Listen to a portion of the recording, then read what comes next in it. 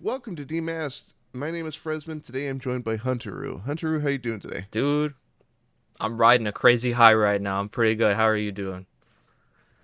I'm on the opposite spectrum. I'm trying to wake up. Got the good case of the sleepies. Well, I'm sitting there like I don't have time to make coffee. It'll be fine. I'll just have some water. And I'm sitting here just like, should have had some coffee. Smelling salts or something. I don't know. True, it's something to wake up. I can't do coffee, so I always have to do like Celsius, a little fruity drink. You know, I haven't tried. Is it worth it? Is it? Oh, dude, I don't know. So I know people that get like super addicted to energy drinks like Monster and Red Bull and shit. And with Celsius, I can only have like one every few days because I feel like I am gonna have a heart attack if I have too many of them. So it's up to your discretion.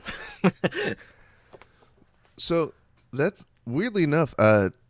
Energy drinks have never really done it for me, but I used to be a genuine addict for coffee. Like I drank it more than I drink water. Oh goodness. And it got to a point, thankfully I was able to stop, but it got to the point where I'm at work and I go to step outside. I'm like, man, my chest really hurts. Dude, that sounds fucking scary. That's why I'm scared of stuff with like caffeine because it can harm you, I'm pretty sure. Well, thankfully I was able to like, man, why is my chest? Yep. Yeah, it's no more coffee. It's that coffee with a cup and a half of sugar that I put in it. Oh goodness, that's pretty. Because doesn't like coffee and most caffeine stuff that like speeds up processes in your body. So like you're supposed to drink a lot more water, right? If I remember, it does dry you out. Yeah. Oh no, bro. Hey man, it was over a decade ago. I've healed now. I mean, I've got diabetes, but that's beside the point. Oh gosh, those insulin prices must not be very kind, huh? I haven't gotten to that point, thankfully. Okay, that's good. That's good. Not yet. I remember when the prices went up. I'm taking the correct steps to avoid that, thankfully. Dude, fuck yeah, power to you. I know it's probably pretty difficult. The dietary and like lifestyle changes aren't as bad once you get used to it. But it's not like super restrictive. Okay, that's interesting. My girlfriend's she's pre-diabetic, so like every once in a while when like signs of it like getting worse will pop up, she'll have to like really watch her diet, like no more soda, lay out down on the sugar and stuff. Honestly, like a lot of sugar-free options aren't that bad to be like it's not a world-ending change. I believe you, but I also don't. Like I've had that sugarless ice cream, dude, and it's just an entirely different experience. Yeah. No, my usual vice is like diet sodas and whatnot, but just like I can get by with that substitution, and then like when it comes to coffee, I'll switch to like sweeteners instead of straight up sugar, and then there is sugar-free creamers and whatnot. Okay, that makes a lot more sense, and that probably doesn't change too much too, because I'm not a coffee drinker, but it seems like sweeteners and creamers are it's like the bread and butter of coffee. There is like a minor difference, but it's not like, oh, this is ruined or anything like that. Right.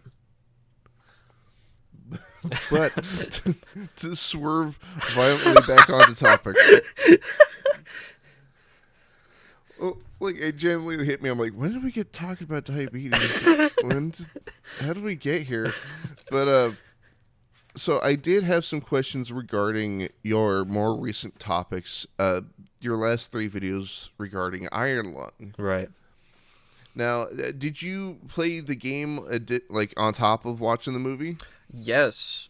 So I didn't really plan to, but while I was watching Markiplier play it, like probably like after the trailer came out, I was like, yo, I'm noticing like some correlations to like the Book of Revelation, and then I got like interested in playing it. So I gave it a whirl. I love the game, and I had a really good time. I need to go back because I have 6 of 7 achievements. Uh, Brain rot people are gonna be clapping and cheering when they hear those numbers. But I'm not gonna lie, for a second there, I was just like, eh. yeah, I need to go back and get the last one. But like, yeah, the game was a really good time. I need to check out David's other games. I keep asking my partner when is there gonna be a Squirrel Stapler movie? Dude, a movie that just ends with God is here would go so hard. Like, literally so good. I'm more Well, interested like, in Dusk getting adapted. well, the thing, like we were brainstorming, like, what would that even look like for Squirrel Stapler, and I think I've got a pretty solid idea. Make it a documentary. You know what? That's crazy. That actually probably is the best way to go about it. But here's the thing: don't make it a documentary by the guy collecting the squirrels. Make it about him from a third party.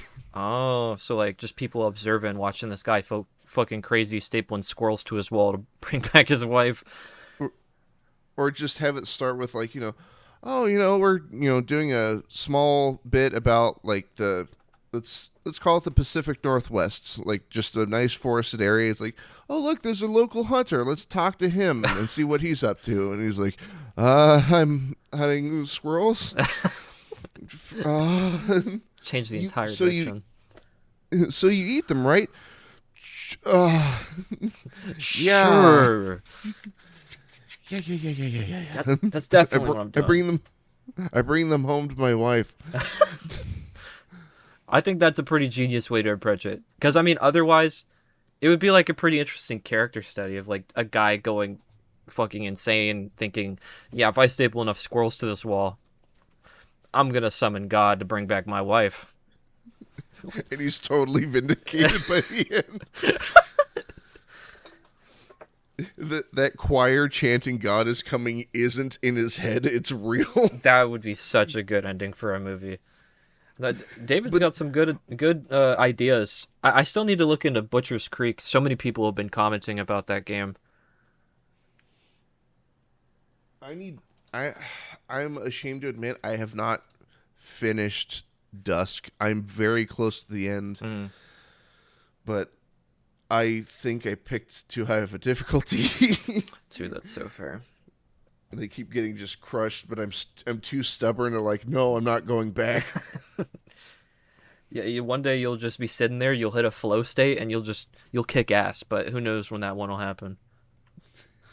And the worst part is, I know for a fact when it does happen, I will not be recording. Oh, that's the worst. You're gonna be like, dude, I did this thing. Everyone's gonna be like, yeah, sure, whatever, buddy.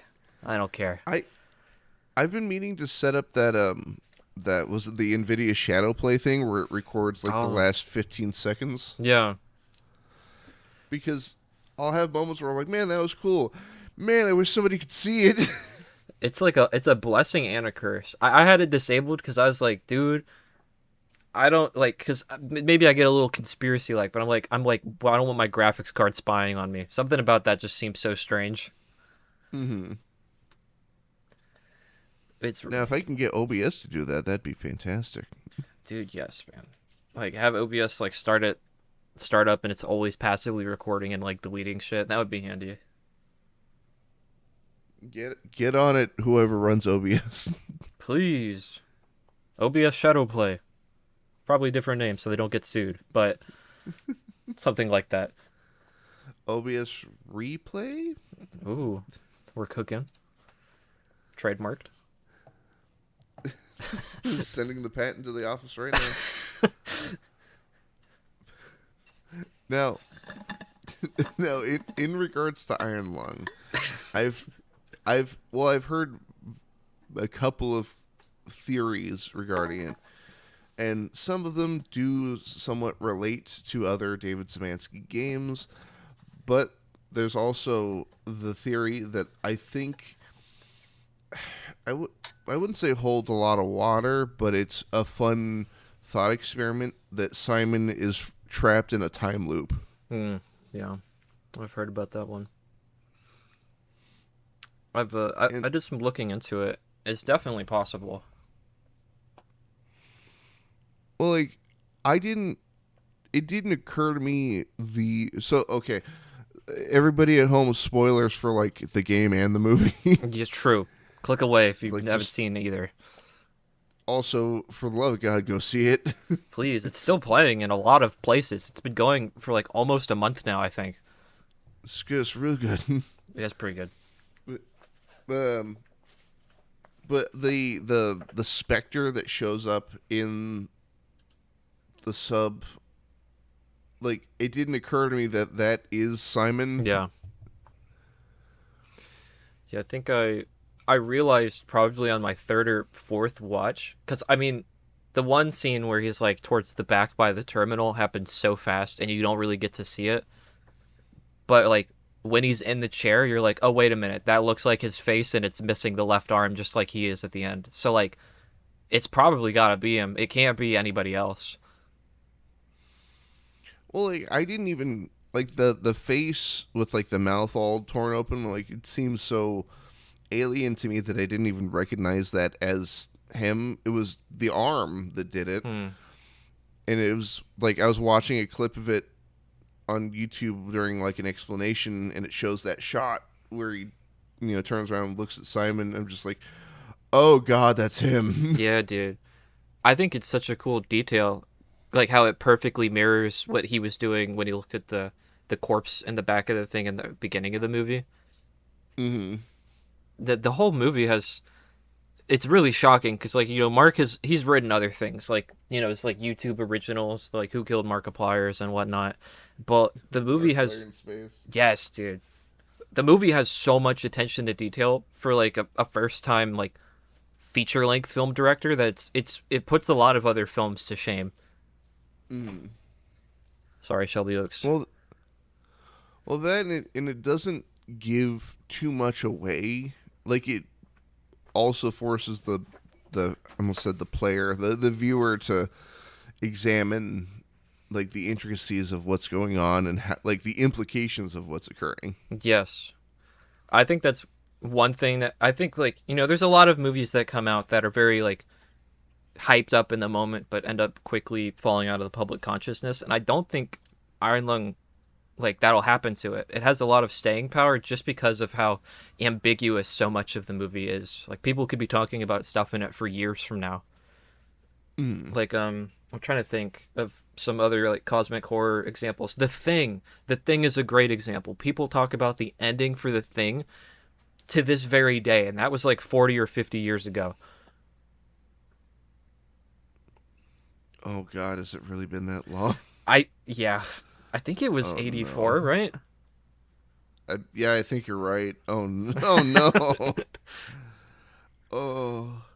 That's how I feel whenever I think about the I Wii being like 20 years old. shut up. I oh so I think I brought this up on a previous interview, but I have a Half-Life tattoo, Oh man, yeah. and I live in a college town, Mm. and so the majority of the people I happen to bump into, like, hey man, I really like your Borderlands tattoo. I'm like, Oh, don't even say that shit, man.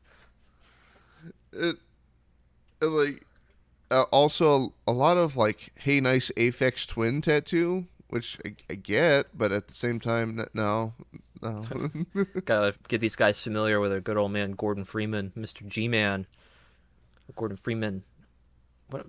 Or there's always the crushing one, which is like, oh, isn't that game that like Gary's mod came from? God, has anybody hit you with isn't that the game where a lot of Skibbity toilets inspired by? Like, you ever gotten any of those?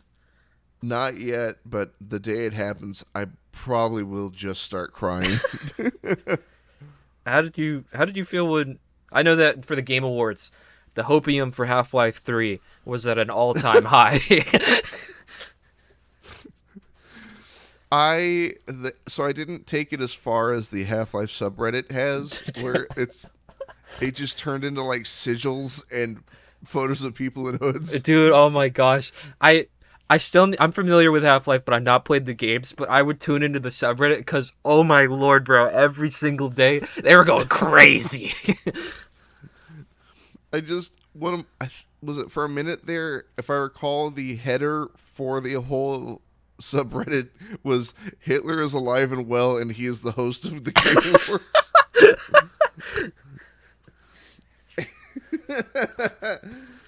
and like, so I've just recently introduced my partner to Half-Life. Well, while my partner's familiar with the series, hasn't like sat down and played through the whole thing. And so when the Game Awards was on the way, like I kept getting asked, like, "What do you think? What are the odds that it's gonna get announced?" And I just go, "I don't know, but I'm hopeful, and that's about all I can do." Yeah, man, that's about it. All I can do is hold on. I was very close to playing Half-Life and Half-Life 2 because I will do it eventually, but especially with like the Steam machine being announced, I was like, "Oh my god, like it's gonna happen!" Like I think they're actually going to do it. They didn't. I'm being like a conspiracy theorist, and I think that there's going to be some news, even just a little, on the day that those that console releases. I think it can happen, but didn't it get? I think it got delayed because of the prices of RAM going up. No, which was a big bummer. I think so, but you know what? If it takes extra time for the product to be good, fine. works with us, man. I've been waiting almost 20 years for a new Half-Life game. Actually, no, excuse me. That clock reset in 2020. I've been waiting 6 years for God. Oh yeah, because of from Alex. Alex counts, no matter how small. Yeah. I'm beginning to understand you guys because one of my favorite games of all time is Team Fortress 2. Ah, yeah. Where's the fucking heavy update, Valve? Man, it's been so long. When's Team Fortress 3? I think it's really sad that at this point we're probably more likely to get a TF3 than the heavy update for TF2. But whatever. Guess what? There's a new update, and you're like, yeah, it's like we buffed the pyro. Oh boy. Yeah, specifically the flog. I would be so sad. I like every time the new update comes out, there's a little bit of hope, and then I'll like see the patch notes, and it's like, oh, we added the 2025 summer crate or winter crate, and I'm like, oh, whatever, I don't fucking care. It's Smith again. Oh boy, yippee! Just what I always wanted. Here's 15 new maps. Who do you main in TF2? Growing up, it was the soldier. That was like all I played. Really obsessed with rocket jumping 'cause it's just so satisfying. But like nowadays, strangely enough, it's like pretty much mostly the medic is what I'll play. It's a pretty big like shift from being like the most aggressive class in the game to being like I'm gonna help the whole team. I will self-report here. I am a filthy pyro main. What kind of pyro though?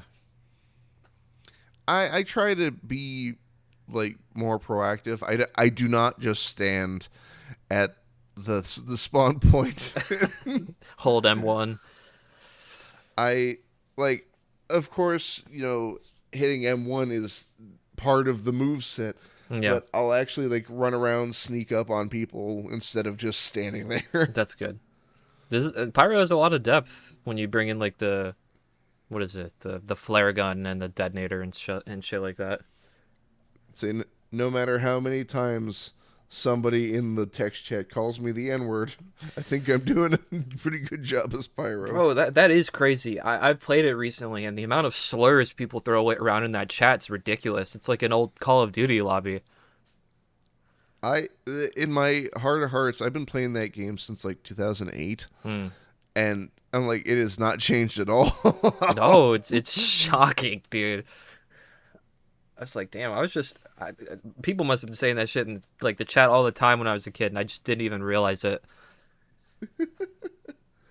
I I remember not playing TF2 for like 5 or 6 years. I'm like, I should get back into it.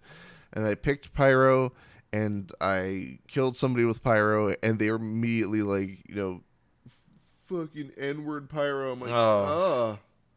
I'm like, oh, I haven't missed a single step, have I? no, man. I guess I'm home. It's crazy too, because like you report them, nothing will happen. Because I mean, like no one's checking the reports from Valve on TF2. They don't give a shit.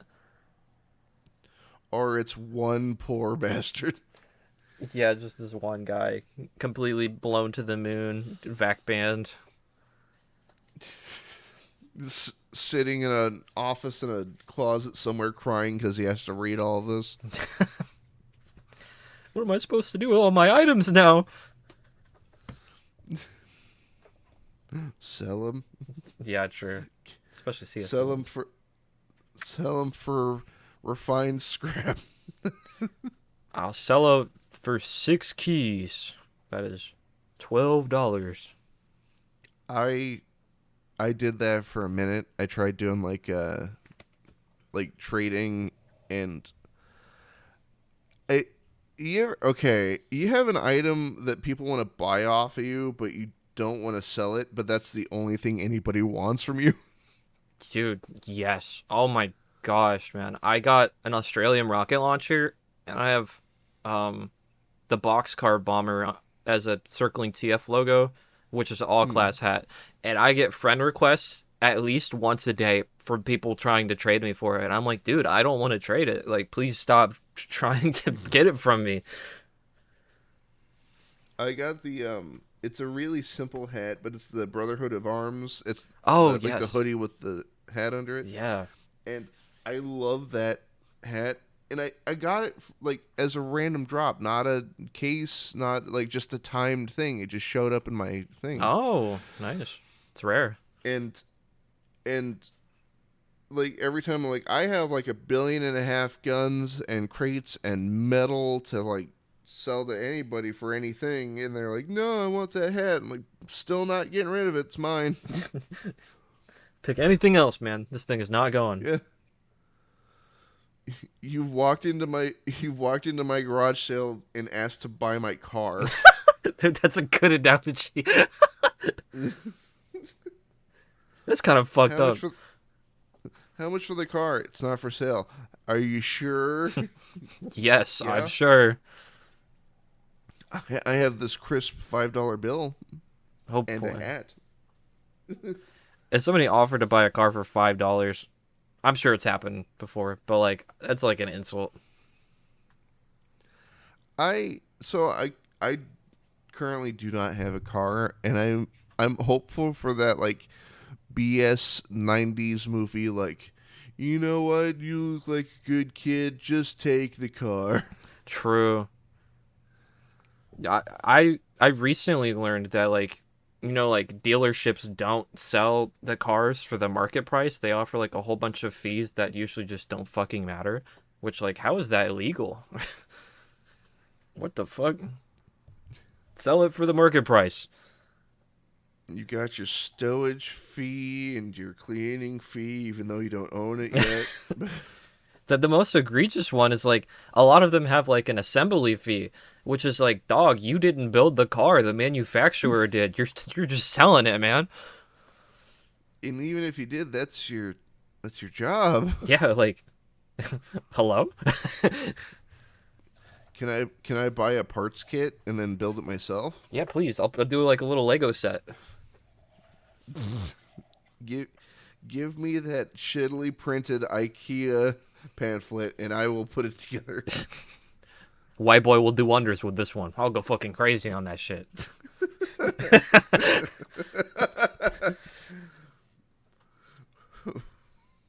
Oh wait, we should probably go back to Iron Man. Conducting miracles.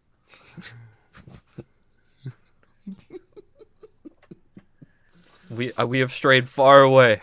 We've done it again. I think we did it for longer than the coffee rate this time. Oh my God, we are 25 minutes in, aren't we? I looked over my Audacity and I was like, wait, that doesn't seem right. Son of a bitch. So, so, So, what? So, what got your YouTube channel started? well, funny little fact about me is, I need to check. I had another YouTube channel. I've had a few before this one, but like, all of them are like at different points of my childhood, basically. Like the first one I made was Pikachu Boss 97, literally the name. I made this channel in 2012, and I made it because I saw people like Markiplier doing the gaming videos, and I was like, you know what, I can do that too. And then I got out of middle school, and I was like, okay, I'm gonna rebrand. I'll make a new one. I made this channel called Blazewalker.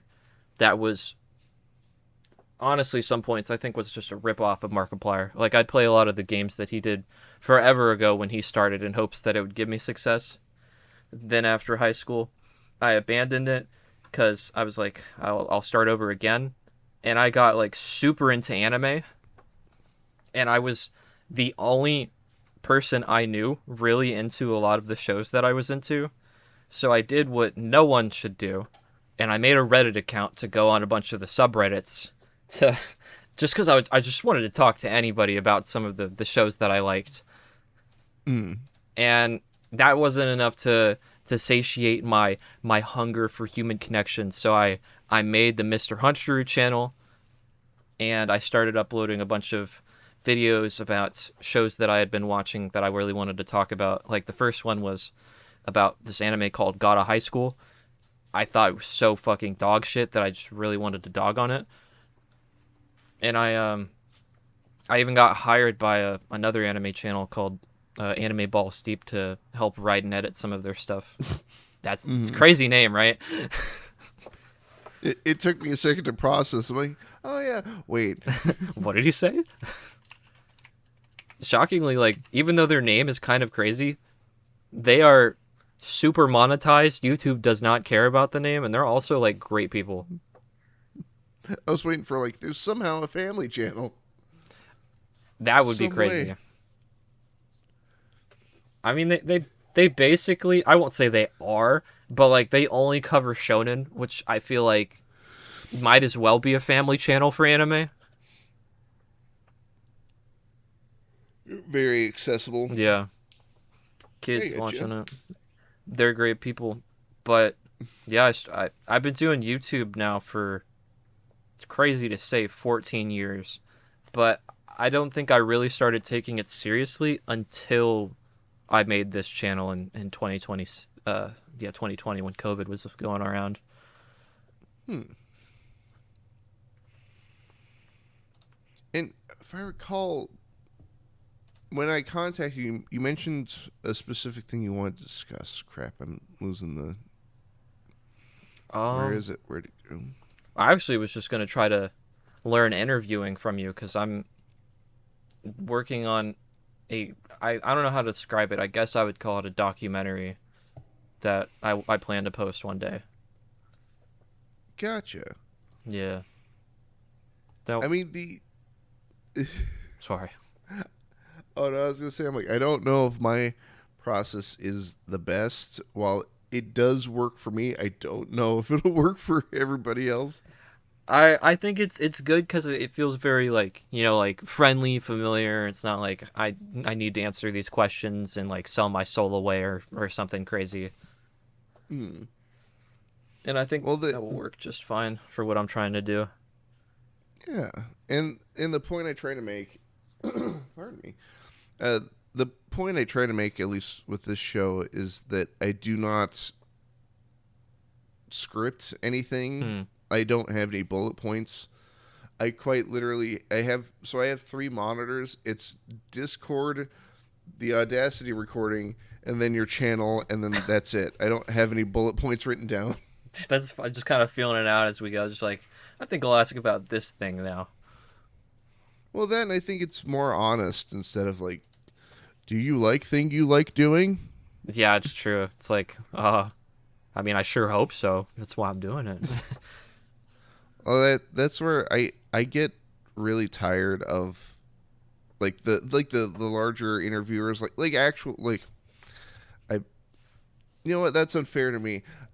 I'm an actual talk show, but True. the larger budget talk shows Yeah. like your Lettermans, your Jimmy Fallons and whatnot, I think ask a lot of the same questions, but also they don't cover anything. Hmm. I think that is very true. They feel a little Like soulless. well, that and I just like I understand that there's like a limited time, especially when you have multiple guests and yada yada so on and so forth. But I hate when you get like a big actor on, and it's like, man, this new movie you're in, was it crazy working on the new movie that you're in? Did you enjoy working on the Yeah. movie that you're in? Yeah. And it's even more awkward because most of the time they're under probably some type of like NDA, so they can't even really like talk about it. They're just like, "Oh yeah, that shit was crazy." Yeah, I love asking specifically stupid questions. Those are the best kind of questions. Oh yeah. Like, I think I've mentioned it before, but like if I ever get the chance, like the metric that I've been using is if I ever get to interview like Ryan Reynolds, Yeah. Sorry, that's not who I was it'll expecting you'd say. it like if I ever get to talk to Ryan Reynolds, it'll never be like, what was it like being Deadpool? It was, hey, what was it like being in X-Files for like 30 seconds? Oh, he was in X-Men? X-Files. Oh, my stupid ass. Yeah, of course he was in X-Men. He was Deadpool, but I didn't know he was in the X-Files. That show seems so strange to me. Like there's so much to it. There's a lot of like actors that are now big names, Right. but like for a sec, like if I remember the episode that he's in, he's like 18, Really? and yeah, and he literally just plays like a character that gets killed in the first 30 seconds. Like it's one of those ones where they're showing off the monster and it's like lowering some poor guy. Hmm. And it's like, hey, hey there, we're the cheerleader from the local high school. You want to go back to our place? And he's like, sure, I guess. And it's like, we found his body in the woods the next morning. Okay. That sounds kind of like I watched some of one of those fucking crime shows. I don't know. They're like all the same. Somebody's gonna get mad at me for saying that, but like Sabrina Carpenter was in it, just in like a throwaway role, and I was like, "What the fuck are you doing here?" Like, Right? Watching NCIS, and you're like, is that Robin Williams? What's going on right now? I think that's a very interesting approach and goal. Has that like ended up going well? Because I know that like when I was going through your channel, I saw you did an interview with like David H. Thornton, and I was like, "What the Yeah. fuck?" Yeah. Yeah, I actually did that exact thing to him. So he was years ago, and I want to say in like 2008 or 2009, he was in a blatant Pokemon ripoff, and I can say that wholeheartedly because that game series is long gone. Hmm. It was called Invisimals, Okay. and he had provided a voice for a character in that game. Now, when I somehow got him on my show, which to this day not totally sure how I did it, Hmm. but I should mention I do not have a talent agency, nor do I have any sort of clout. I'm a single person working on this, Right. and somehow he responded to my Twitter DMs. He's like, "Yeah, I'd be open to talking to you." I'm like, "Oh shit!" It's like so. That starts sweating, bro. Holy fuck. Suddenly, I'm standing in the deep end. Oh my god! Talking to one of the goats.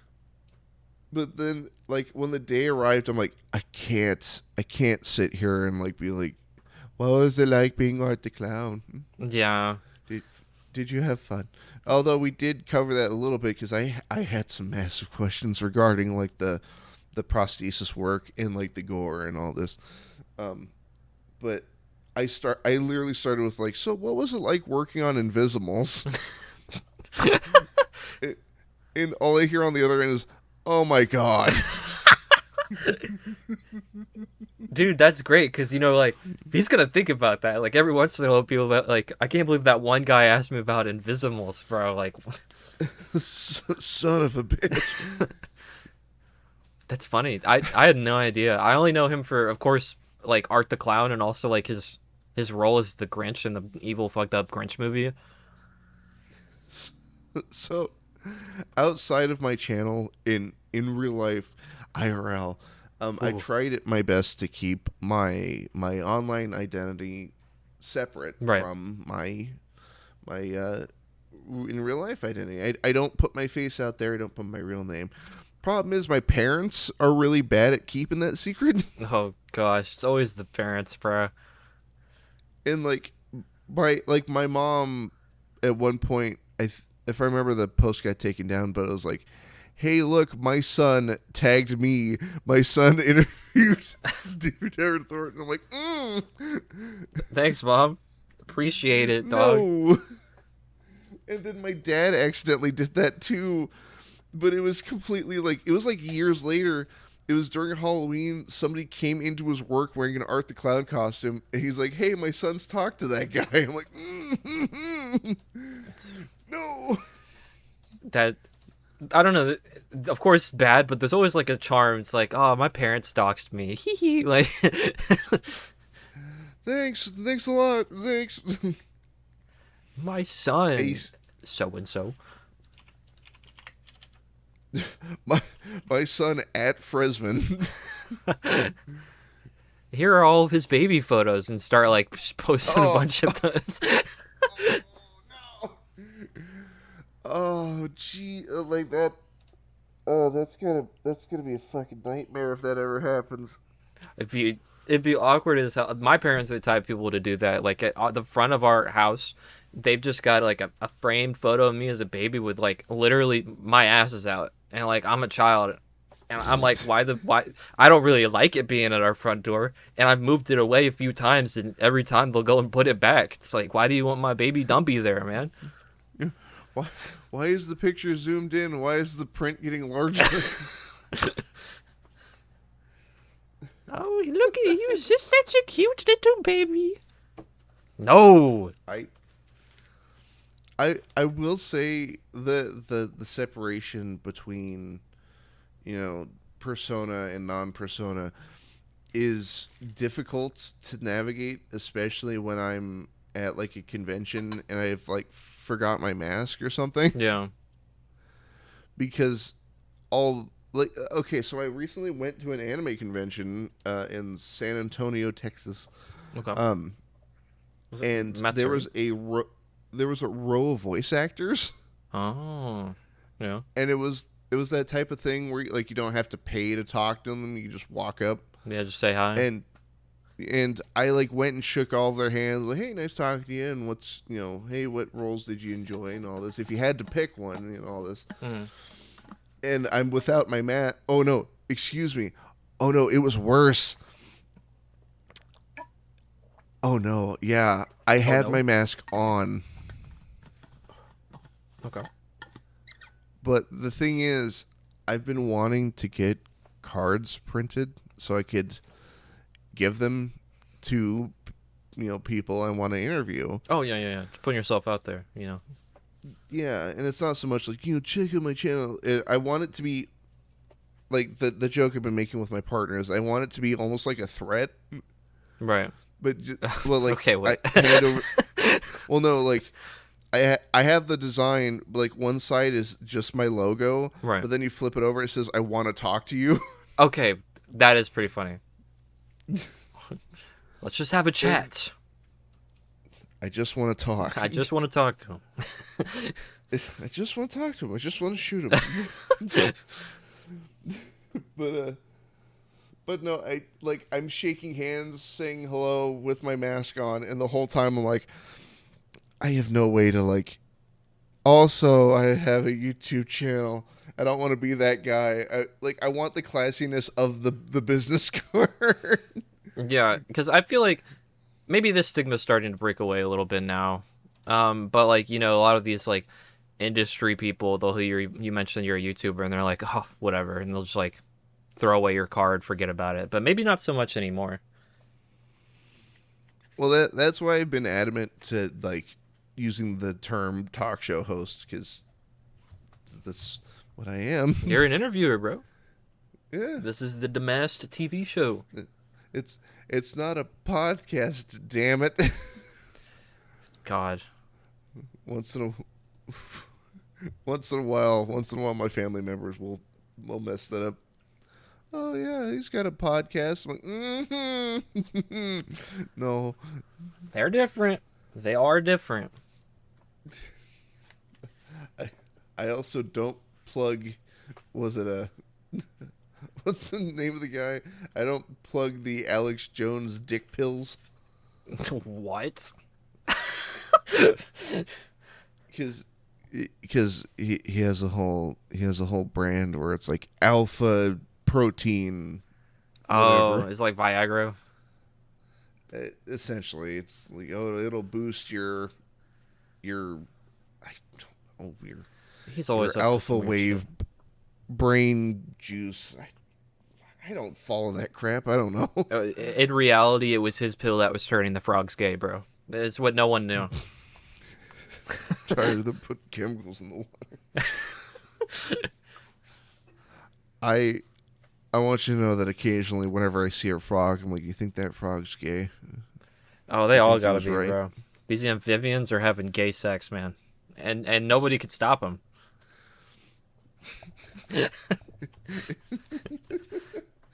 It's a conspiracy, don't you know? Of course. I just think it's so funny that like there's such an issue with the frogs specifically, because like I'm pretty sure there have been instances of like other mammals being gay. Like I think lions is one of the more popular one. Yeah, like lions. I know some larger like mammals have presented that as well, Yeah. but it's so weird that that's the hang up is the frogs. Draw the line there. They can't turn our fucking frogs gay, man. They just can't do it. Whoa, whoa. Not my amphibians. Anything but the frogs. No, anything. Just as a disclaimer, in case anybody gets offended out there, I'm a massive ally.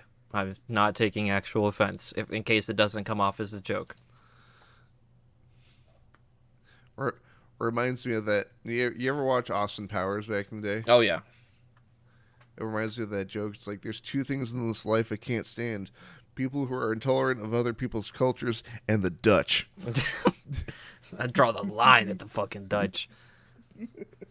My friend had this bit where he's like, I treat all people equally except for Icelandics. And whenever somebody asks him, he's like, what do you mean you don't like the Icelandics? He just says, they know what they did. And that's it. He just doesn't elaborate. You'll understand. They gave us leve, bro. And there's probably some other stuff. When the time comes, you'll understand. You'll see. The uprising, bro. When the other shoe falls.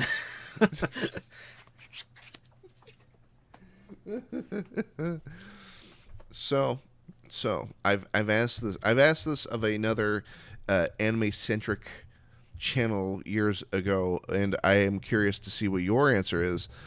Waifu, what's your waifu? Oh boy. So this question is kind of complicated because like when I started, it was for sure Rem from ReZero. She was like my profile picture. She was a heavy part of my channel's identity, like my Discord server. Rem is still my profile picture. I made a bunch of jokes about Rem in my videos. When I edited videos for the ABD channel, I would sometimes throw in a random image of Rem just because like I really liked her. But like as time has gone on and I've gotten more into like other series, like Higurashi has this technical spin-off called Umineko. and the character named Angie, that's probably who I would say is my waifu now, but most people know me for Rem. Angie's my profile picture on Discord, in case you're wondering. I think that the thing that changed it is, is like as I get older, I'm probably... This is a rarity in the anime community, but I actually care about the age of the character that I would associate with that tag. And, like around the time I was making my channel, I was near Rem's age.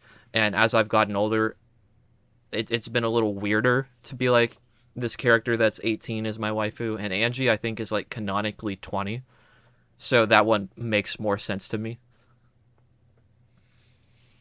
I applaud you for not pulling the like, well, in dragon years, she's 3,000. Dude, no, that shit pisses me off. Because, like, she looks like she's 12, Like, come on, man. Bro's gonna join, like, the anime version of the Epstein files with that logic.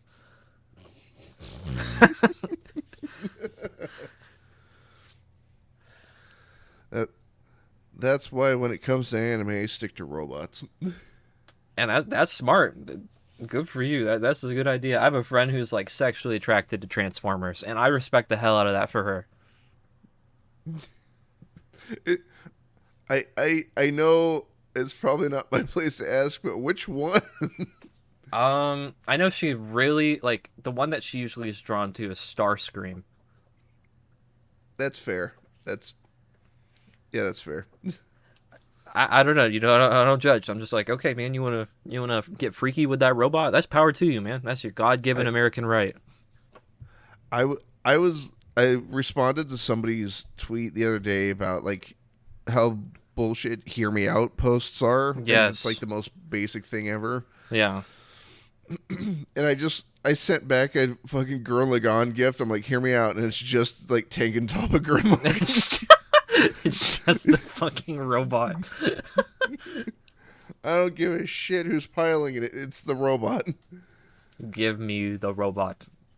No, I totally get that. Okay, maybe not the robot part, but just like the stuff about like weird hear me outs always kind of stranges me. Like there's a lot of people that have been posting on the Iron Link subreddit like hear me outs for the fucking eel from the movie. And I'm like, are you kidding me, bro? Ew. Like, no, I will not hear you out for this one. You're kind of a necrophiliac because, like, while it's alive, that thing is made of, like, multiple dead humans. But in eel years, it's 3,000 years old. No! Put it down. Burn it with fire.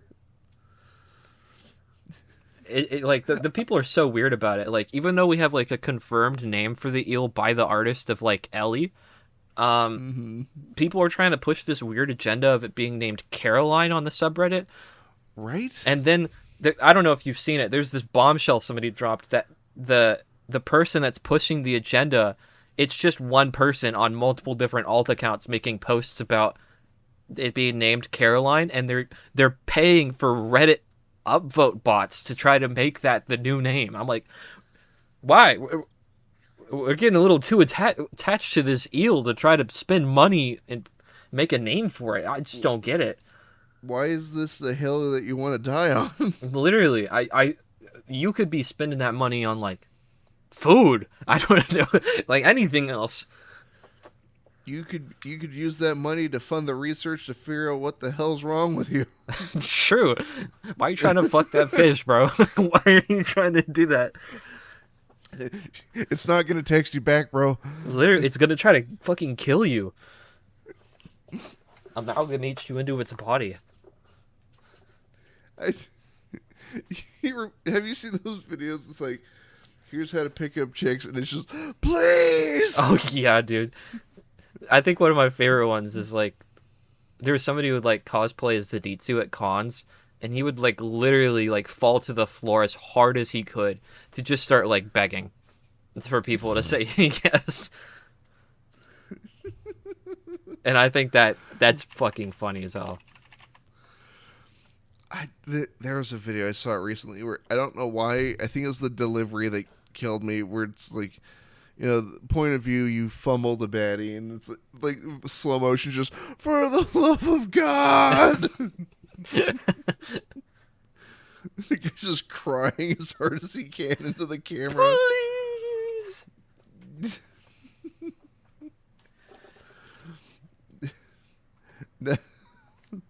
Now, if you had to pick one off the top of the mountain, what's your favorite current anime right now?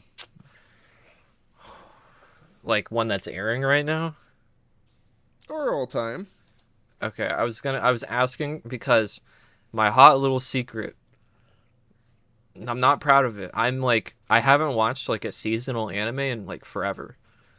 The most recent show I watched was like the summer Hikaru died, and that was just because somebody I collaborated with recommended it to me, and that was amazing. That was such a good show. But I'm slacking, dude. I'm really slacking on my seasonal game, and I still need to watch like Frieren. I need to watch that show terribly bad, because all I hear is good things about it.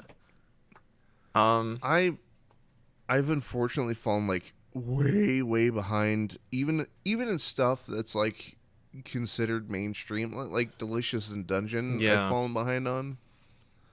That's another show I need to watch. I read some of the manga, and the manga was amazing. Shit, I'm trying to think. I think if I was to say like my favorite anime at this point in time, it's probably Chainsaw Man. Absolutely fucking love Chainsaw Man. And I really liked Land of the Lustrous, but that show's never going to get another season. Probably. Such a shame. Dude, that feeling sucks of like, yeah, this show's not coming back. It really sucks because like they've adapted like maybe like a tenth of the manga, and the manga is whoa, like masterpiece. That shit's so good. But they're out here like making like what is it like this is another show I need to watch, like Trigun. I think it's oh shit, I don't know what the new one is. It's the sequel to Stampede, and I've heard a lot of good things about Trigun. I've heard a lot of good things about it too, but I've unfortunately yet to watch like the original show. Yeah. I'd like to though. Dude, I feel you. I need to get on it. I need to get on so many shows. Like, what is it? Like, Takapi's Original Sin? People were, like, praising that show. Like, and it looks, like, stylistically, like something that would have come out during the 90s. And it's only, like, 6 episodes. Just trying. It's hard to find the time. For some reason, for a minute there, I kept only getting recommended, like, really sad anime. Oh, yeah. It's like, hey, you want to watch Clanad? I'm like, No, I do not want to cry. So, why don't you sit down and watch some refreshing Anohana? No. Gosh, there was this one show that I've been meaning to watch forever now. I know it was a really sad. I think it was Plastic Memories. There was, oh crap, what was it? I think it was Your Name or something like that. Oh yes, yeah. I have yet to this day to find a movie or a show that has made two grown men stand up and scream no at the conclusion of. It's a fucking sad movie. That watching Your Name was like, I feel like that's like a, what is it? That's like a rite of passage for any anime fan, because it kind of like sets a bar for anime movies after you watch it. Hey, you want to go get crushed emotionally? Sure. I have like, as far as movies go, because I think there are anime like shows that are more sad, but like an anime movie, the only other one that's made me cry more than Your Name was like this one called Makia When the Promised Flower Blooms. I think the author of it is like the person that wrote the script is the same person that wrote Anohana, if that makes any sense to you. That movie was, oh my gosh, dude. Like, like a lot of it's really tough, really sad, super real. And then like the last 30 minutes, just devastating. Absolutely devastating. I The plot is there's a girl that is immortal named Makia who adopts a human boy that who isn't immortal. So she is. It's kind of like Frieren actually. Now I talk about it.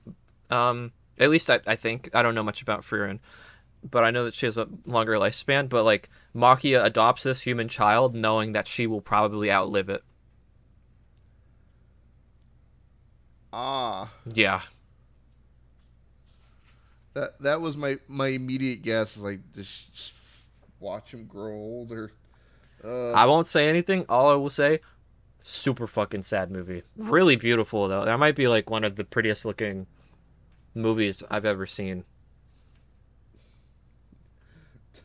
Time to talk something lighter hearted. Like Evangelion. Oh yes, end of Ava, bro. I need to watch the rebuilds.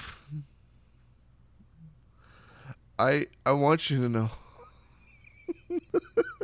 Unfortunately, that show has. There's a reflex I now have whenever I see like artwork of Asuka. Oh no, I feel like I know where it's probably going. What? Are we thinking about a certain scene involving a medical area where? No. Okay. Although that would be pretty funny, but no, it's like I just my main takeaway the first time I watched Evangelion was like, why is she so mean? Yeah, fair. And so whenever I see like, oh look, there's like a figure or like a body pillow, which is bitch. It's like a little figure. She's sitting there smiling, and you're like thinking about her being like, "Fuck you, Shinji. Fuck you, die." Like, I'm sitting there like, yeah, Shinji's a piece of shit, but like, you're so mean. Whenever I think of Asuka, I think of like those memes where she's like, "Crank that soldier boy, Shinji." Like, you. Or I love that it's the shot of her losing the eye, and it's like how it feels losing an argument. Literally, man.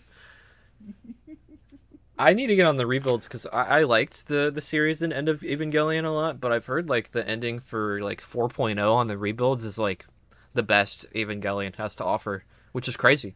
I find that hard to believe, but I also believe it. I don't know if I want to go back is the problem. Yeah. Like I really enjoyed Evangelion and End of Eva, but I just like I look at these rebuilds, I'm like, that just means more people are going to get hurt, and I don't know if I can. Yeah. Well, if it means anything, I know that to some extent, the end of the 4.0 is actually like a good one. Like, yeah. Like it's happier. Okay. I don't know what extent it is, but I know it's supposed to be happier somehow. Sure. Everybody gets turned into grape soda this time instead of the orange. Yummy, yummy, yummy. That's been an interesting thing, as a lot of people are like, I didn't really think about it too much when I was making the Iron Lung videos, but a lot of people were drawing comparisons to like the Quiet Rapture universe being pretty similar to like the Third Impact from Evangelion. Wait, does that mean Simon is Shinji? It could be, bro. He got in the sub. Get in the SM13, Simon. Get in the sub. Get in the sub. I for a minute there when I was discussing it with a buddy of mine with Evangelion, I was like trying to make Gendo seem like more of a bullshitter. Just like, it'll be fine, Shinji. Just get the robot. Nothing will go wrong. Nothing's ever gone wrong when people have gotten in these giant robots. Don't look at Rey. See, Rey's fine. Yeah, she's and okay. Nothing bad will ever happen. It's gonna be all okay, Shinji. Nothing bad ever happens at Nerve headquarters. Yeah. Like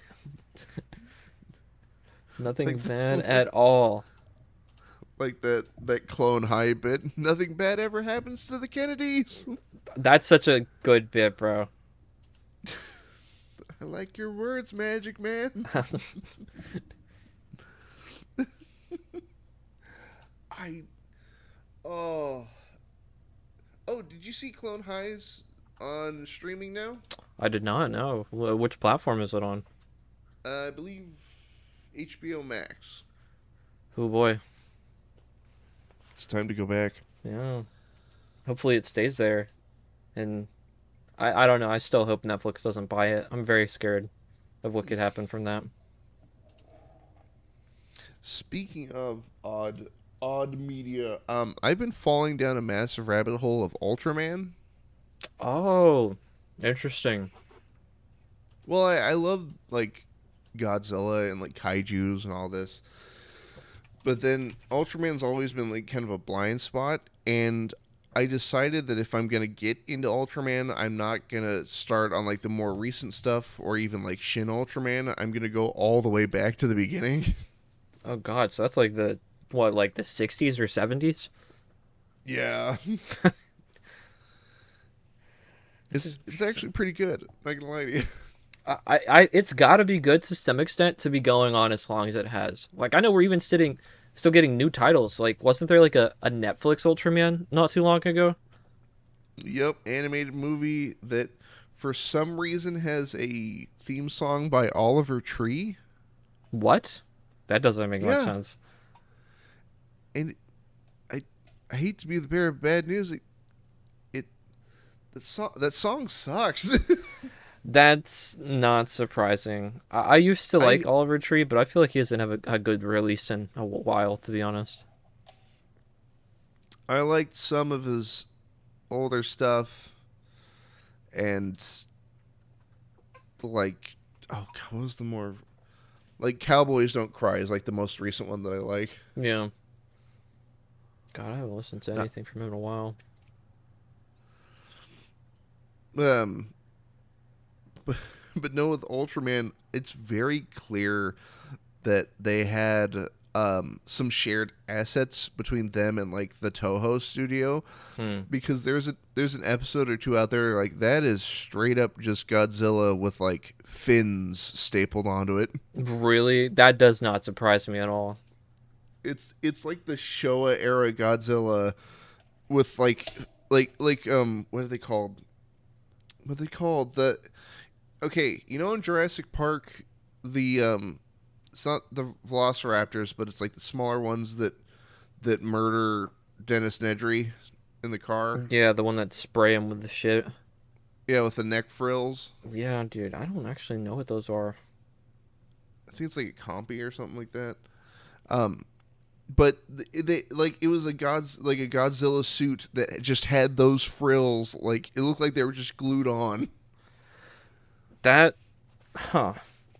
But it's oddly charming in that way. And then like they get in a fight, and I should also mention, if this is a weird selling point to anybody out there, it's weirdly bloody. Ultraman? Yeah, That is surprising. like he'll beat up a monster and it'll be bleeding. And a lot of the times it's not like, oh, it's green blood. It's like, no, that is red. And that happened with that suit. It like Ultraman reaches up and like tears off those fins and it's like bleeding from the neck. Dude, holy fuck, that sounds kind of metal. Because that's like a kid's show, right? Or a kid's I related media. I don't I don't know to be to be dead honest with you. I want to say it might be more like teenager or like young adult. Huh. I don't know. I've always been kind of curious about Ultraman, but for me, I always relate it to like the American Power Rangers, and watching those like shows always has just been so weird to me because like there's something about them that feels like completely uncanny like all the time. I remember watching one of the newer series and they changed like the formula on how like, you know how there's usually like a huge disconnect between them fighting on the ground and then fighting like the giant version of the monster of the week Yeah. and using like the Megazord. Yeah. I can't remember what series it was, but like a regular sized ranger like jump kicks the kaiju in the chest. Oh. And I genuinely was like, "Oh wow, they're just doing that now. All right, I kind of fuck with that. right." More of this, please. I need to find that series again. I tried to get into Power Rangers a little bit a couple of years ago. I was babysitting two twins, and I was trying to introduce them to like fun. Hey, look, there's giant robots, and the Rangers kicking the living shit out of some dude in a suit. Um, and they were both really enraptured by the Megazord, and I'm like, hey, look, there's one. And like, look, there's two of them now. And one of the kids just goes, "There's two of them." Now there are two. I'm leading, making me the victor. True. That sounds sweet though. Like kids sound like they'd be really fun to watch shows like that with. Well, because unfortunately, they were watching a lot of the current YouTube brain rot. Elsa Gate incoming. Oh no. Or just those weird like subsections where it's like we're playing Among Us, but somebody has really bad gas, and like, the fuck is going on here? I don't know. There's always been so many deep dives into it, but it really does just feel like it's people trying to like put fetishes on children. Well, that and like I feel like a good amount of them are just there's like a dartboard that they're just like, okay, and we got Spider-Man and pregnancy. Okay, that'll get that that'll man reel in the a money. pay raise right now. Make him the CEO now. You know what? You own the company. Everything we film now, pregnant men. Spider-Man, Iron Man, Captain Get in America. the Spider-Man suit. We'll pass you over to the big belly right now. You're the one in the suit today. It's so strange, like what they say is like kid content, because like there's a lot of like, of course there's the lawsuit with Roblox, but there's a lot of like weird, like Minecraft and Roblox videos. I watched like a video, it was a really good one about how like a lot of them will just kind of like straight up include like stuff that's almost pornographic, and it's just, like not age restricted or anything. Or those weird like Minecraft 3D animations. Yeah. Who's got the bigger butt? And you're like, what the fuck is? Why? Who would win oiled up in a twerk off, Herobrine or Alex? It's like, I don't want to know personally.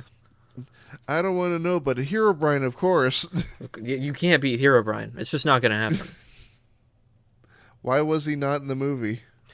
I don't know. There's no way they don't put him in the next one, because I know it's already like coming out. It's like next year, I think, is the release date. It's like predicting a Marvel movie. Who do you think's gonna show up? Literally.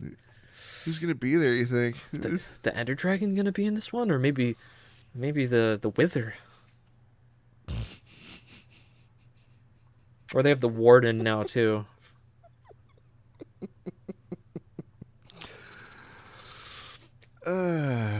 Free will is a hell of a thing, isn't it? That's true.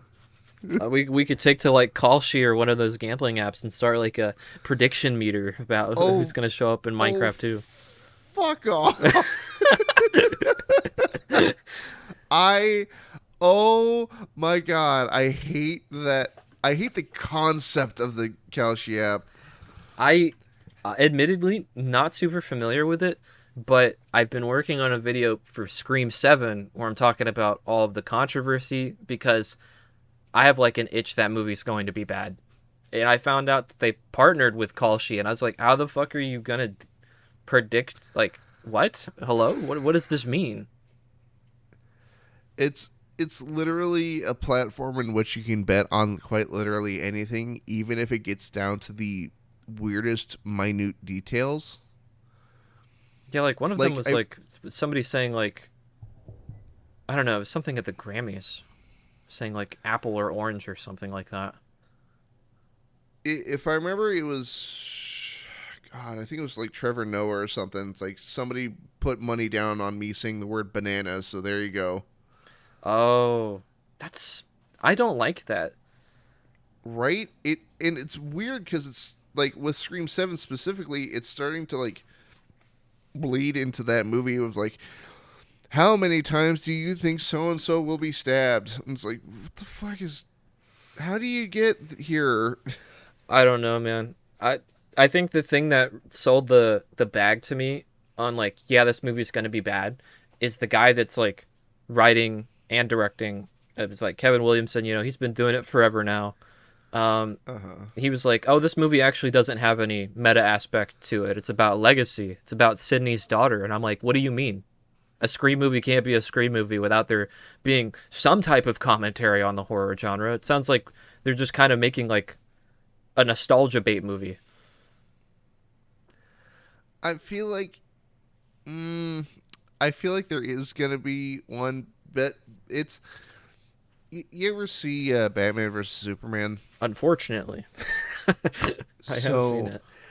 So when that movie was like introduced or being talked about early on Yeah. at like Comic Cons and whatnot, Zack Snyder and whatever poor unfortunate soul is helping him write this film, either like this is a completely original story that's never been seen before, and then the trailer drops. And you're like, this is two of the most well-known comic book stories ever just stapled together.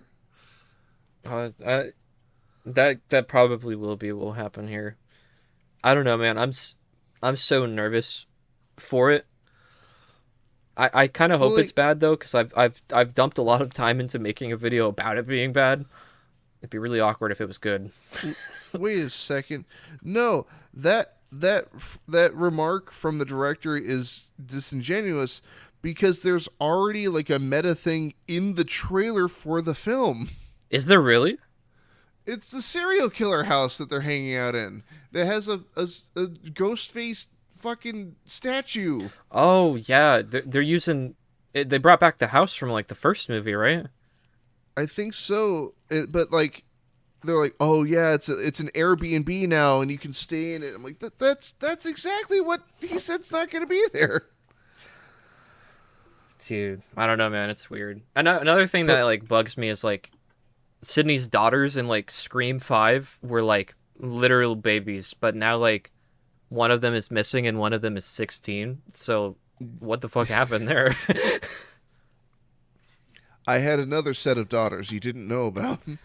Well, that's what a lot of people are having to fill the gaps in on right now. Like people are saying, okay, if she had a daughter, that means that she had a daughter before Scream 4 happened, which wouldn't make sense because she didn't mention at all in that movie that like she had a daughter. Hey Sydney, don't you have kids? And just kind of shrug. I don't know, maybe. Wouldn't you like to know? Up to you. That's up to the interpretation. I. It's really sad because again, it could be good, but with the way it's looking right now, like Scream has been such a consistent franchise for so long, and this looks like the first movie where it might like break that consistency. I. I. While I. How do I word it? While every series will have one that sucks, I really hope this doesn't just straight up kill the series.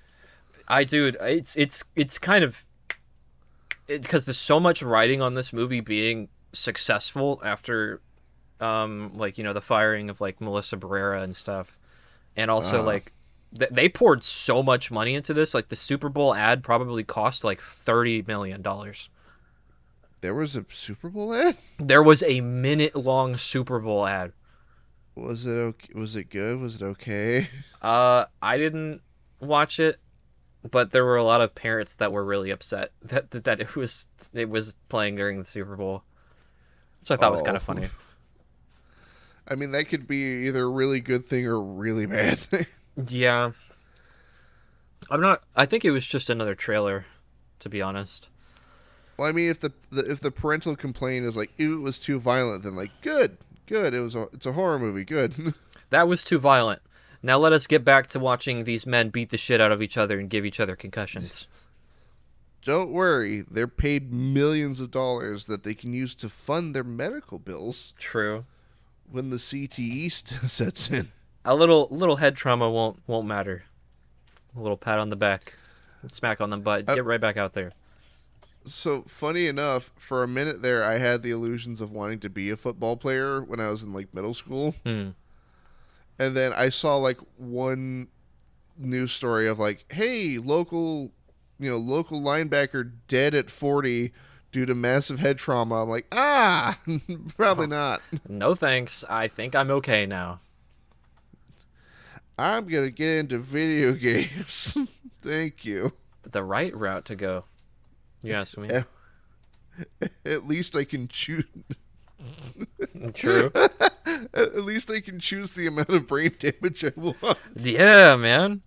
It's voluntary. Play something like Highbrow, like Half-Life, trailing back to that, or you could play something that will ruin your brain, like the Garden of Banban.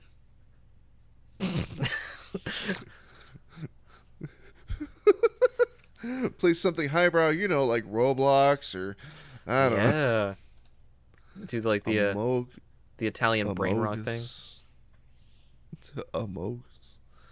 Or you can be like me and genuinely pick up shitpost games like Grandpa High and Retro. Yeah, that doesn't sound real. It is real, and it's actually pretty decent. I'm not gonna lie to you. That's kind of awesome. I don't know. I like some of like the shitposty ones because it's like it's like fun. Like I played this once like Dinosaur D-Day or something. It's like World War II FPS with guns and dinosaurs. That one was a blast. There's one that I've seen consistent reviews of, and hold on, I'm just gonna type in Brazilian drug dealer. There it is. Oh, I think Moist Critical played this game. And I quote, Brazilian drug dealer 3, I opened a portal to hell in the favela trying to revive Mit Aya, and I need to close it. I need a second to process what you just said. That's the entire title. And the weirdest thing is I hear it, so it is one of those games that is like painful to play, like the sound and the visuals. But from what I hear, the gunplay is pretty decent. That is very surprising. I don't know. It sounds kind of awesome. How much is it? It is $3.74. Oh, you're getting what you pay for. It's originally $5. It's on sale right now. Actually, I might. It sounds like a cop. It sounds like need to pick add that to up. cart. View my cart. Continue Purchase. to payment. Yes, that is my card. Agree to terms. Purchase. Oh wait, good decisions have been made here. Where's my phone? I gotta check my bank account. I know it's like $4, but just I need to be certain. Yeah. I need to pick up the Resident Evil games. I need to play those before Requiem comes out. Which ones do you need to catch up on? All of them. I've seen like playthrough of like 7 and 8, but I feel like I want to be like familiar with the entire like lore of it. I get you. Just gotta figure out where to start because like some people are like, oh, play the remakes, and other people are like, stay as far away from the remakes as you possibly can. So which also purchase. It's too late now. For bro's too far deep. It's in my account now.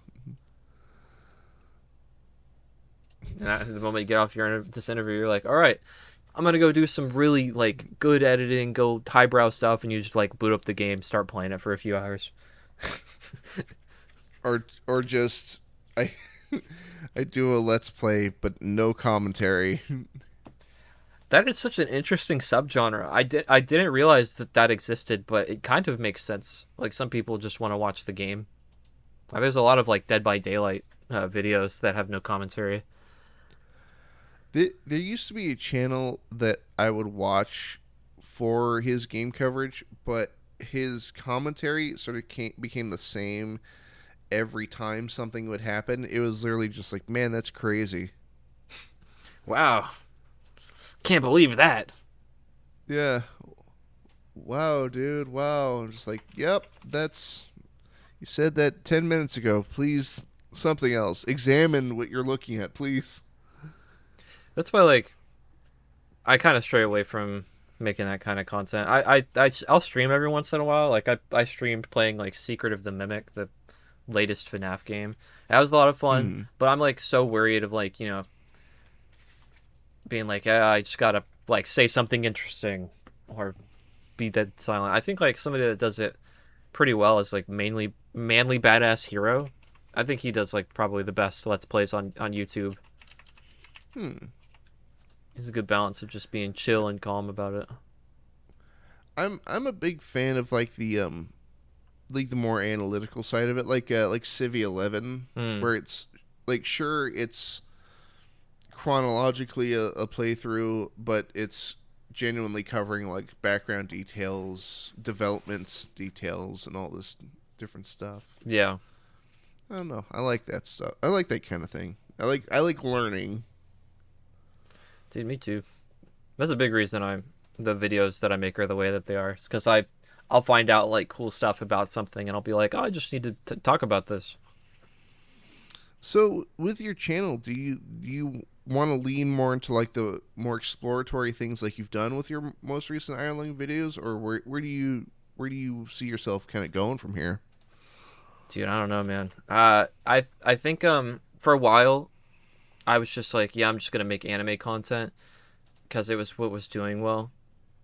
And then I had just kind of like this moment where I was like, well, the ARG for Long Legs, the birthday murders is really interesting. And I'd really like to talk about that. And then I did it. Mm. And after that, that video did really well. It's almost at like 200,000 views. Mm.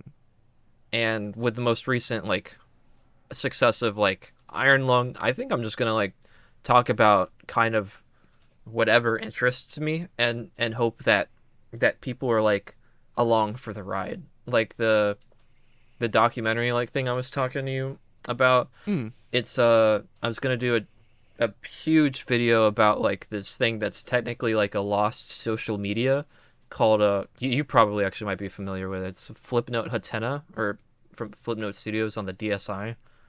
Oh yeah, yeah, yeah.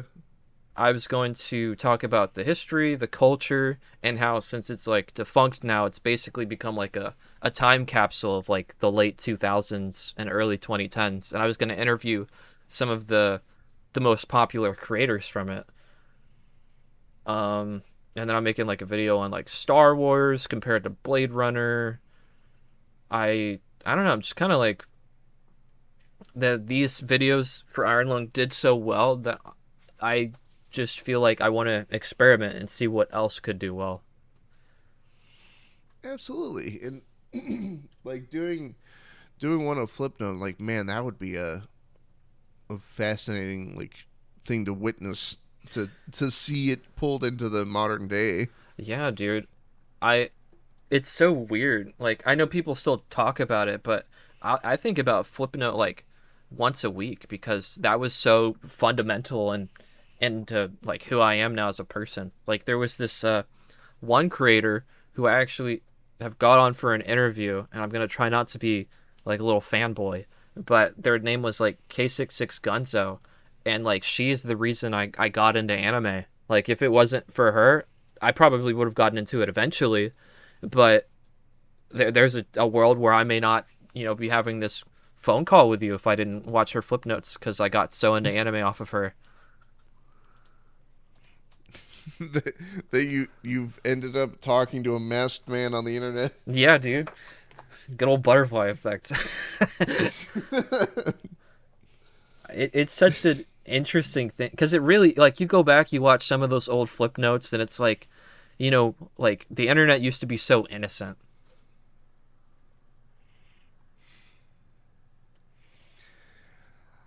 Yeah. I don't know if we ran in different circles, but yeah. Well, listen, probably so because you might have been on like Newgrounds or something, which definitely at the time was not that innocent. It still isn't. But I don't know. It's just like so like interesting to go back and look at like the biggest ones being like this was the best burrito I ever made in like the fucking chicken wing song. Don't miss that thing too much, It haunts my dreams. dude. Yeah, I was playing Fortnite and they made a fucking emote for that song, and I swear, I You're kidding. I was like, it was raising hair on my body. I was like, where is that coming from? Like, I thought I was Your like waking up. your fight or flight response kicked in. Literally, I felt like I was Neo about to get pulled out of like the Matrix or something, and that was going to be like the song that like made me wake up and pull me out. That's the phone ringing. Literally,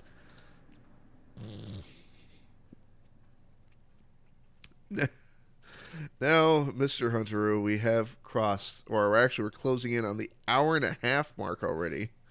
holy fuck. Now, I know we've gotten severely off topic, and somehow we actually managed to kind of circle back at the end there.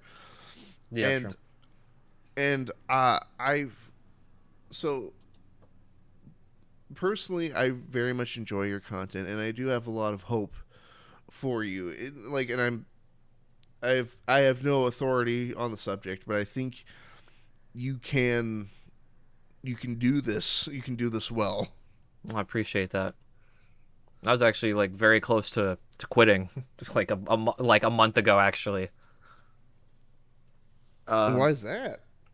well, you know, it had been a really long time since I had a video that hit 100,000 views, and that might sound really silly, but like YouTube is I work like several different jobs, and YouTube was like my only real source of revenue, like that was consistent, and Mm, the views weren't sustainable for the money, and the last one that I had uploaded that I thought would really do really well got copyright claimed, and because of that the impressions were like way worse than it normally would have been. It was like my Chainsaw Man video, mm, and after putting so much work into like what I thought was like a string of probably some of the best videos that I'd ever done, having just like mm. the one that I expected to do well get copyright claimed, I just like I had a conversation pretty much every day with my girlfriend being like, dude, what am I even doing? Why am I doing this? It's not going anywhere, and I feel like I'm wasting my time. And she was just like, no, just keep doing it. Like you're probably like an upload or two away from something really big. And she ended up being right.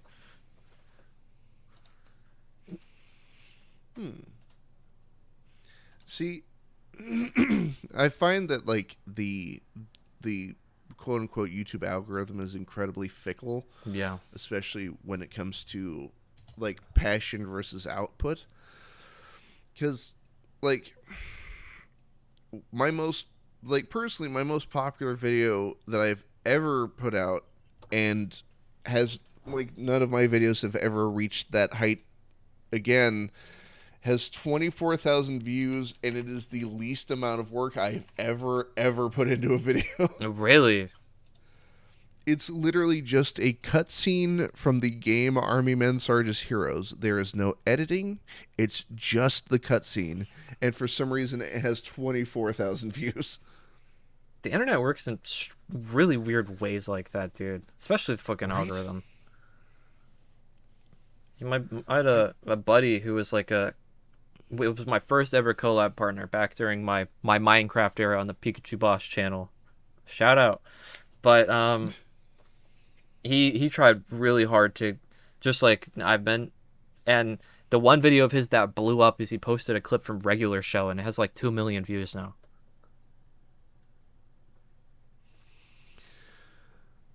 it looks like I need to just start uploading like Subway Surfers videos or something. People will turn that shit on. You gotta start making like the fireplace content or something.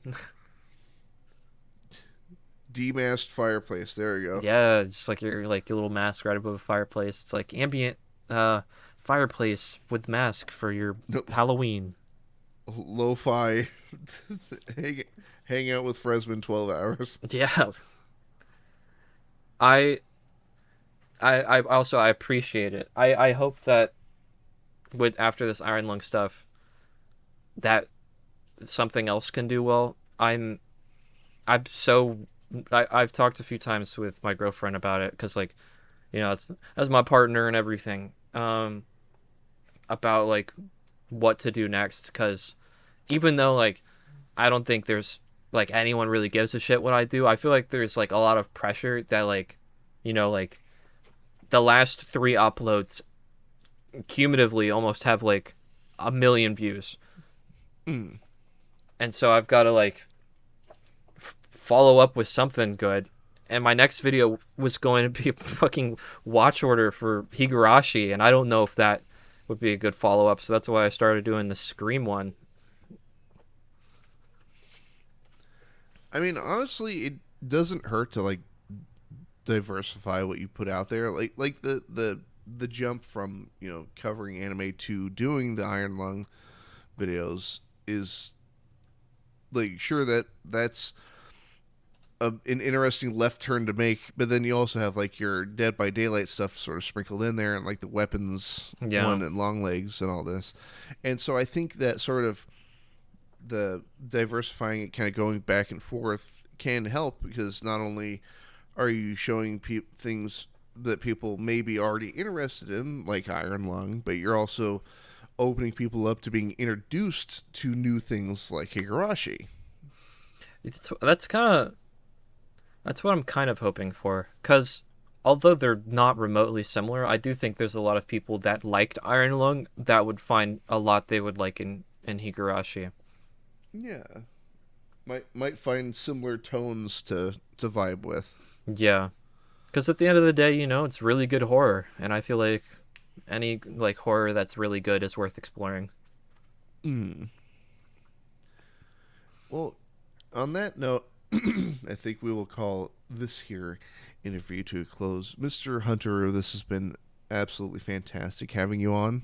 Dude, it's been a fun time. A lot of laughs, a lot of good conversation. Absolutely. And I do have 2 questions to close this out today. Okay. First one, would you be open to returning, or excuse me, well, I did them out of order, but we'll still get both of them. Would you be open to coming back as a return guest? Yeah, sure. This was a lot of fun. I'll be down to do it again.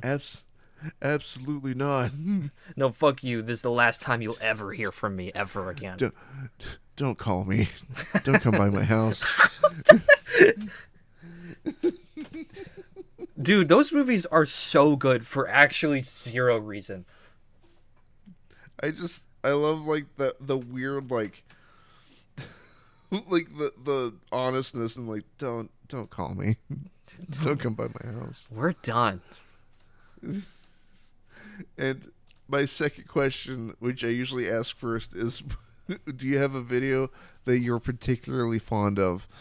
And it doesn't have to be your most recent ones, but one that you'd like more people to see. Yes. I did this video it's over 2 years ago now on this anime called Haikyuu, which I think is slept on, but I did an analysis on the first season because it has this really, really nice motif of how people deal with losing, because no matter what in life, unfortunately, to some degree, there is a winner and there's a loser. And I think the way that Haikyuu handles how the teams lose is like beautiful. Like I cried many times while watching that show. I cried many times while I was making that video, and that is a video that I always wish did better because it's a conversation that I wish people would have more. A lot of people talk about all of like the really hyped and cool moments from the show, but it's really understated how well it handles its like characters, their motivations, and how it resolves a lot of their plot lines. Let's see here. Is it? I think I got the title right here. The Beauty of Losing Yes, in Haikyuu. Cool. that is it. I probably will do a follow up to it eventually, because after watching the movie where they went against like a team that has been their rival since basically the beginning, I was like, wow, that was really great. And Juliet, which is my girlfriend, she's like, yeah, when are you gonna make the follow up? That fits perfectly in line with that video. And I was like, you know what, that's a good point. So I'd like to do it again someday, but right now I'm not so sure when that will be. Got so many ideas for things that I want to make. I feel like the gateways have opened. Anything is possible. Good. I'm. Excuse me. I'm glad that that's the answer instead of I'm out of ideas. I don't know what to do. Now the issue is I got too many. I'm working on 5 videos right now at once. See, and I'll have to pick your brain like after we're done here on recording because I want to write scripts for videos, but I don't know where to start or how. I understand. And that's why this the majority of that is why this show is a free flowing format. I got you. I think it works better that way though, for at least these. Oh no! I'd like to do like scripted things, but not this show. Like this will stay unscripted. I understand what you're saying. But I'd love to like cover other topics, but I can't get the formatting right. Yeah. But that said, links not only to your channel but the aforementioned Beauty of Losing in Haikyuu will be in the description and also at the end card of this episode. Let's go. Mr. Hunter, what's up? I just said, let's go. Yeah. But Mr. Hunteru, thank you so much for coming on. This has been an absolute blast. I've really enjoyed talking to you. Dude, same here, man. Thank you for having me. This has been really cool. Never really been interviewed before, so this is a lot of fun. Oh, am I the first one? You're technically the second. I did one years ago, but I don't know. This is the first one in a really long time, and it feels like a lot more professional. Well, thank you. And with that, party people at home, thank you for hanging out with us today. Please go check out Mr. Hunter's channel. This again, links will be in the description and at the end card of this episode. But with that, this has been Demasked. My name is Fresman, and I'll see all of you next time. Bye-bye.